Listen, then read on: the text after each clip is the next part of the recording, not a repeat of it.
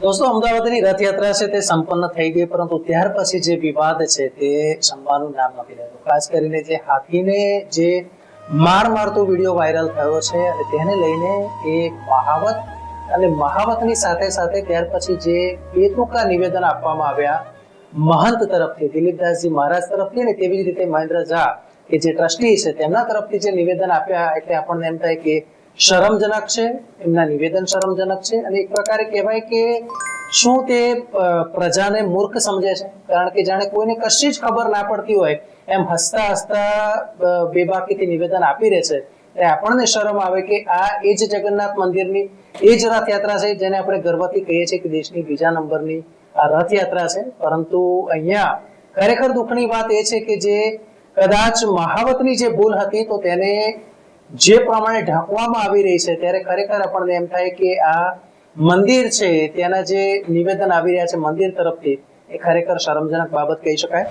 એવું કશું છે નહીં. વિડીયો વાયરલ જે થયો છે ખોટી રીતની, એ રીતે એને સમજ વગરની વસ્તુ ન હોઈ શકે. હાથીને એવું કંઈક એમના જેવી રીતે આપણે છોકરાને આપણી રીતે કંઈક એ હોય ને સમજાવતા કરતા હોઈએ છીએ, એ રીતે હાથીને પોતાની રીતે મહાવત કંઈક એ સમજાવવાના રૂપે એના અંગ ઉપર એ કરતો હોય, એને એવું મારતો એવી કોઈ વસ્તુ છે નહીં ને. તે માટે અમે એને જે હાથીનું કાર્ય કરે છે એને તપાસ માટે બી અમે કહેવામાં આવ્યું છે. 43 સેકન્ડનો એ જો વિડીયો વાયરલ થયો છે, એ 43 સેકન્ડમાં જે 19 ફટકા જે મારવામાં આવ્યા છે એ હૃદય દ્રવી દે તેવા ફટકા છે. અને ત્યાર પછી જ્યારે કેટલાક બેતુકા નિવેદન, એમાં મહેન્દ્ર ઝા સ્પષ્ટ રીતે કહે છે કે આ તો 2 ફૂટની લાકડી છે કે 2.5 ફૂટની લાકડી છે, તેનાથી શું થાય. પર આ વિડીયોમાં જે હાથીને મારતા જે બતાવેલા છે ને, એના ઉપર બહુ વિચાર કરવાની જરૂર છે કે જે દંડો છે ને એ હાવ લગભગ 2-2.5 ફૂટનો દંડો છે, એનાથી હાથીને શું થાય. તમને આ મહેન્દ્રભાઈ યાદ દેવડો કે જ્યારે તમે શાળામાં જો ભણતા હશો અને 1.5 ફૂટની કે 1 ફૂટનું જે તમને ફૂટપટ્ટી પડે અને એ ચચરતી હશે તો તમને એ અંદાજ આવતો હશે. પણ મને લાગે છે કે કદાચ તમે એ કરુણતા ગુમાવી બેઠી છે. એ પ્રમાણે તમે એ નશામાં છો અત્યારે, તમારા સત્તાના નશામાં, કે તમે માનવતા ભૂલી ગયા છો. જે પ્રમાણે પ્રાણી પર અત્યાચાર થતો હોય અને તેમાં જે તમારે કહેવાનું હોય કે આ ઘટના છે તેની તપાસ કરાવડાવી દઈશું, જગન્નાથ મંદિર આ ઘટનાને વખોડી કાઢે છે, તેની બદલે તમે જે બોલો છો એ માત્ર ને માત્ર ઢાંક પીછોડા કરતા હો, તેવું દોડ કરતા હો, તેવું સ્પષ્ટ લાગી આવે છે. એટલે આનાથી બીજી કોઈ આપણે કહી શકાય ને કે આ એક ઢાંકણીમાં લઈને ડૂબી મરવા જેવી ઘટના છે, અને તેની સામે તમારા આવા બેતુકા નિવેદન આવે છે, ખરેખર ચિંતાજનક છે. બીજી ચિંતાની વાત એ છે કે જ્યારે આટલી ઘટના ઘટે છે ત્યાર પછી પોલીસ તપાસ થાય, ત્યાર પછી મેડિકલની ટીમ આવે, ત્યાર પછી હાથીઓની તપાસ થાય, તો આ શું છે? આ માત્ર ને માત્ર એક તૂટ છે.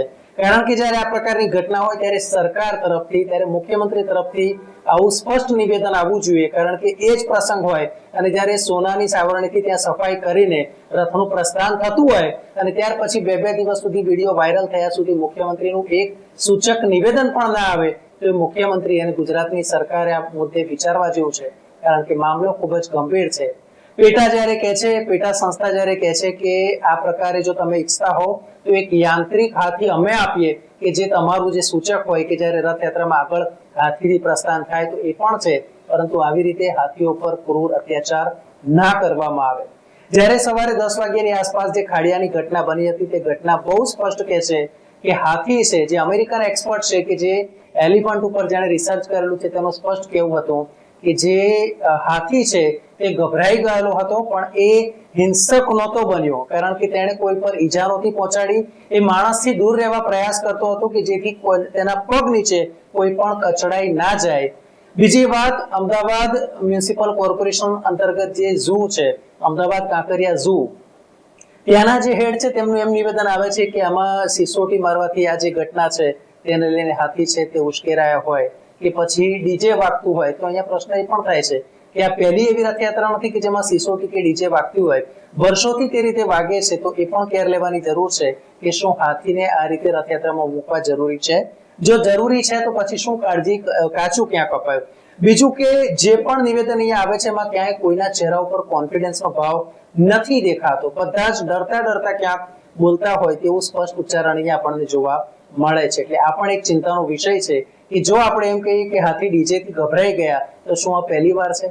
મહેન્દ્ર ઝાનું એક નિવેદન એવું પણ આવે છે જે જુદા જુદા કેટલાક એમણે જે તુક્કા લગાયા છે, જે હાથીખાનામાં જે હાથીને ઢોર મારવાની ઘટનાના છે તેના એક એક મુદ્દાનું જો આપણે વિશ્લેષણ કરીએ તો એક નિવેદન તેમનું પહેલો તુક્કો મહેન્દ્ર ઝા ટ્રસ્ટી જગન્નાથ મંદિર એવો કહે છે કે માત્ર 2 થી 2.5 ફૂટની લાકડી છે ને તેનાથી શું થાય?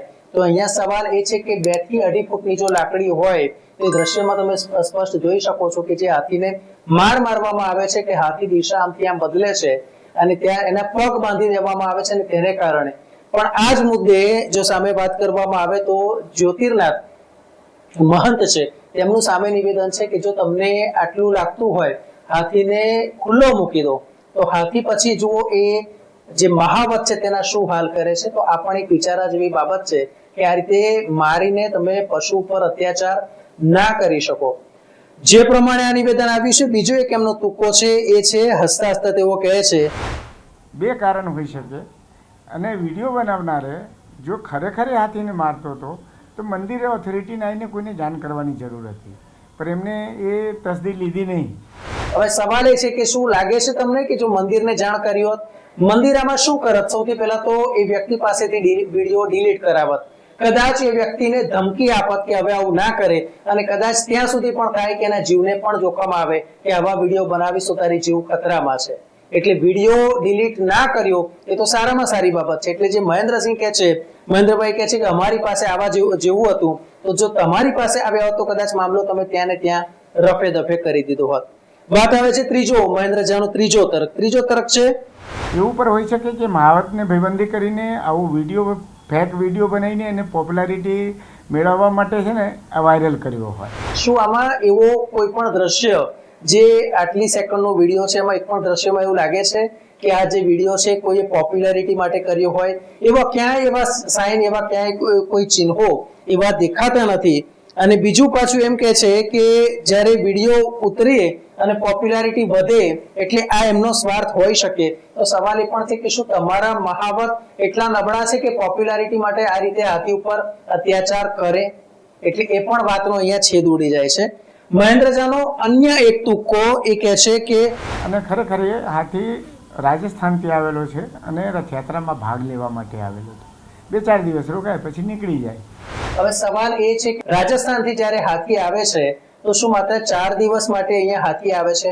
બીજી એક વાત, આપણી પાસે જ્યારે હાથી પૂરતા છે તો રથયાત્રા માટે રાજસ્થાનથી હાથી મંગાવવાની જરૂર કેમ પડે છે? અને જો એક પ્રાણીને તમે આટલે દૂરથી લાવો છો, રાજસ્થાનથી અહીંયા લાવો છો રથયાત્રા માટે, તો પહેલી વાત એ છે કે એને અહીંના વાતાવરણમાં તમારે અનુકૂળતા આપવી પડે. પહેલી વાત એ છે કે તમારે એ પણ જોવું પડે કે આટલા લાખો લોકોની જનમેદની વચ્ચે એ હાથી રહેવા માટે આવવા માટે ટેવાયેલો છે કે નહીં. કારણ કે આપણી જે રથયાત્રા છે સવારે 7 વાગે શરૂ થાય અને એ જ હાથી સાંજે 6 કે 7 વાગે તેઓ મંદિરે પરત ફરતા હોય છે. એટલે એ પણ જોવું પડે. એટલે શું તમે માત્ર ને માત્ર શોભા યાત્રામાં ગાંઠિયા સમાન આવી રીતે તમે હાથીને રાજસ્થાનથી લઈ આવો છો? બીજી વાત એમાં એ પણ કહેવામાં આવી છે કે રાજસ્થાનથી જો હાથી આવે તો તેને રાજસ્થાનથી મહાવત આવ્યા હતા અને એને આવું કર્યું છે તો એનો મતલબ એવું છે કે રાજસ્થાનથી કોઈ લઈને આવે એટલે હાથીને મારવાની છૂટ આપી દેવાય? સવાલ ત્યાં પણ છે. એટલે પ્રાણીઓ પ્રત્યે બિલકુલ દયા દાખવતા નથી એવું આ ટ્રસ્ટીના નિવેદન પરથી સાબિત થાય છે. એનો મતલબ એમ પણ થાય છે કે શું રાજસ્થાનથી હાથી આવે તો તેને મારવાની છૂટ આપી શકાય ખરી? તેવી જ રીતે મહેન્દ્ર ઝાનો 5મો તર્ક. મિત્રો તમે તર્ક જુઓ, એમણે જે 1 થી 2 મિનિટ બોલ્યા છે એમાં જે દલીલો કરી છે એટલી વાહિયાત દલીલ કરી છે, એટલી પાયા વગરની દલીલ કરી છે ત્યારે આપણને શરમ આવે કે આટલા મોટા મંદિરના ટ્રસ્ટી થઈને તે બેઠા છે અને આવા નિવેદન આપે છે ને તેમ છતાંય સરકાર છે તે મૂક પ્રેક્ષક બની રહે છે. બીજું કહે છે કે તેમનું જે નિવેદન છે આમાં એમ કહે છે કે જ્યારે મહાવતના જે મુખ્ય વ્યક્તિ છે તેનું નિવેદન જોઈએ. મિત્રો હવે મહાવતના જે મુખ્ય વ્યક્તિ છે એ એમ કહે છે કે આ વ્યક્તિ કોણ છે અમને ખબર નથી અને ક્યારનો આ વિડીયો છે અમને ખબર નથી. તો પ્રિમાઇસીસ તમારી છે, હાથીખાના તમારું છે, અચાનક કોઈ બહારથી તો આવવાનું નથી. બહારથી જો અચાનક આવે છે તો આવી રીતે મારે તો તમે બધા ત્યાં હોવ છો જ, તો તમારા બધાની સામે મારી કઈ રીતે શકે? પહેલો પ્રશ્ન છે. અને બીજું તમે એમ કહો છો કે એ માણસને અમે ઓળખતા નથી, તો ઓળખતા નથી તો કપડા તમારા જેવા પહેર્યા છે અને આવી રીતે અજાણી જગ્યાએ બહારથી કોઈ વ્યક્તિ આટલા કોન્ફિડન્સ સાથે હાથીને મારી શકે ખરા? એટલે તમારે વિચારવા જેવી બાબત છે કે આટલો ગંભીર મામલો છે અને તો પણ તમે આવા નાના બાળકો જેવા નિવેદન આપો છો, જે શરમ આવે છે. આ સિવાય જો વાત કરવામાં આવે તો એક અન્ય દિલીપદાસજી મહારાજનું જે નિવેદન છે તેમાં એમણે જે શું કહ્યું છે એ આપને જણાવો. તેમણે જે સ્પષ્ટતા કરી છે તેમાં એવું કર્યું છે કે આ તો હાથીને હાથીની ભાષામાં સમજાવવો પડે એટલે એને આ રીતે મારવો પડે. તો સવાલ એ છે કે કોઈ પણ પશુ પક્ષી કે એને હોય તમે પ્રેમથી પણ સમજાવી શકો છો. એમની મારવાની રીત શું તમે જાણો છો? એમની ટેકનિક તમે જાણો છો? જો તમે નથી જાણતા તો પછી આ પ્રકારના નિવેદન દિલીપદાસજી તમે કઈ રીતે કરી શકો? અહીંયા પ્રશ્ન એ આવે છે, શું કોઈ પણ જે જંગલ ખાતાના નિયમો છે એને તમે પાળ્યા છે? કઈ કેટેગરીમાં પ્રાણી આવે છે તમને ખબર છે? તો પછી આ હુમલો કઈ રીતે તમે કરો, જે થાય છે એની તમે ક્યાંક ને ક્યાંક અનુમોદન આપતા હોવ એવું લાગે છે. અહીં તમારે એમ કહેવાનું જરૂર હતું કે આ જે પણ ઘટના બની છે એ નિંદનીય છે.